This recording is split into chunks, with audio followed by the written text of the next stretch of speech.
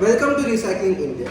Here we talk about manufacturing, sustainability and future of raw material in India. Today we have Ayush Mandut with us. He has just completed his graduation from NMMS Mumbai and now taken over as a CEO in his family business.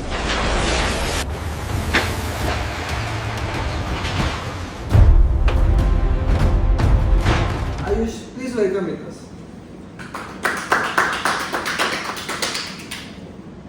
Thank you Sarthak for having me. So Ayush, ये जो scrap metals का business है, वो exactly क्या है?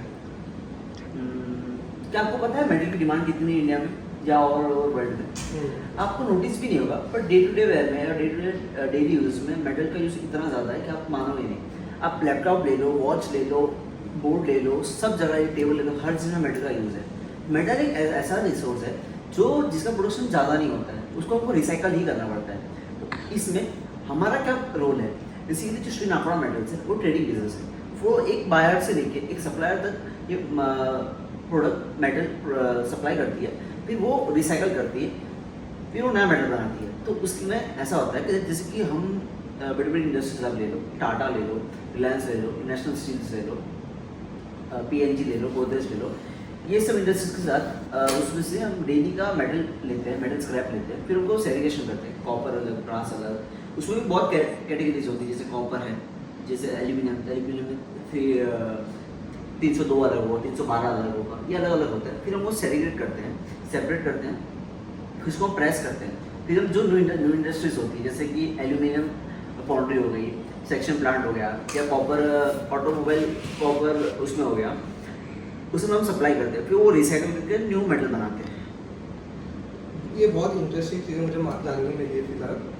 तो जैसे कि आपने अभी जस्ट ग्रेजुएशन तक कंप्लीट किया है और आप आपका फैमिली बिजनेस SNN को ज्वाइन किए हो, तो आपका विजन क्या है उसको लेके और आप क्या चेंजेस लाना चाहते हैं उसमें? सो बेसिकली मैं एक मारवाड़ी बैकग्राउंड से आता हूँ।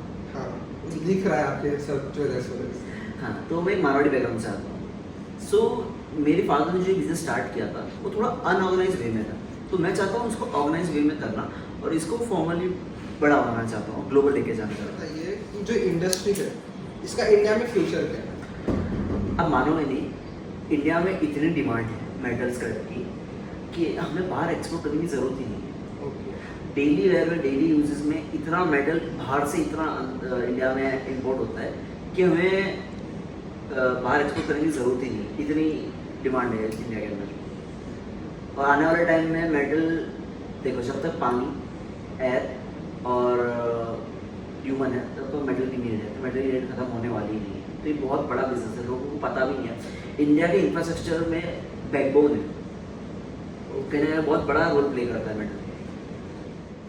Okay, so finally the last question, अगर किसी को इस बिजनेस में घुसना है, जैसे कि आपका जो बिजनेस अभी जिस लेवल तक पहुंच चुका है, अगर उनको भी कुछ टाइम में वहाँ तक पहुंचना है, तो ऐसी क्या कुछ चीज़ें हैं जो उनको ध्यान में रखनी चाहिए?